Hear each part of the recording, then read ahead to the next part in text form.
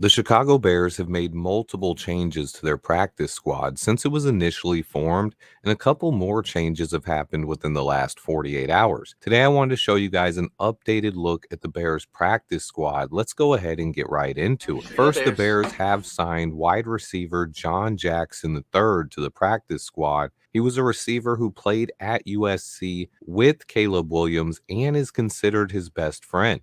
He spent the entire offseason, training camp, and preseason with the Bears.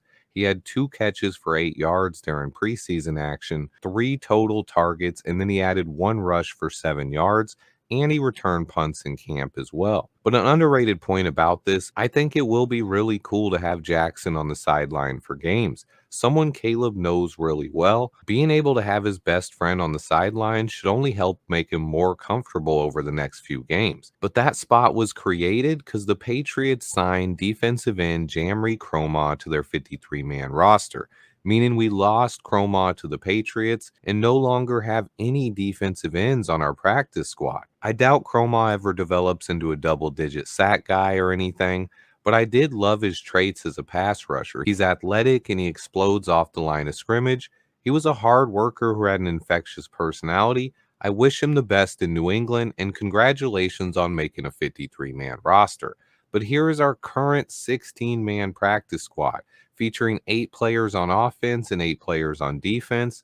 On the offensive side of the ball, we have 1 developmental quarterback, 3 receivers, 1 tight end, and 3 offensive linemen. I've also included the jersey numbers for each of these guys because we are able to elevate 2 practice squad players every week during the season, so you will see these guys sparingly. Colin Johnson and Samari Toure both feature intriguing skill sets at wide receiver, with Johnson being the big 6'6" jump ball guy and Toure being a savvy route runner with a lot of quickness to his game. I also like Austin Reed. I like Theo Benedict a lot. He just needs some time to develop. And I actually think Jake Curran should be on the 53-man roster. If things don't turn around in this O-line over the next couple of weeks, this is a guy who could get called up.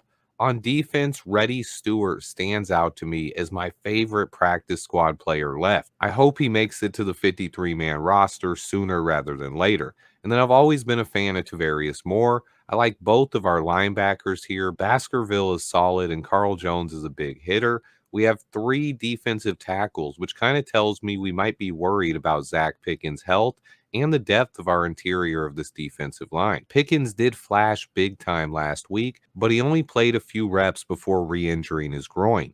After Gervon Dexter and Andrew Billings, we only have 1 healthy defensive tackle on the 53-man roster. That's Chris Williams. So most likely one of these defensive tackles will get called up this week and elevated. Byron Cowart was elevated in week 1.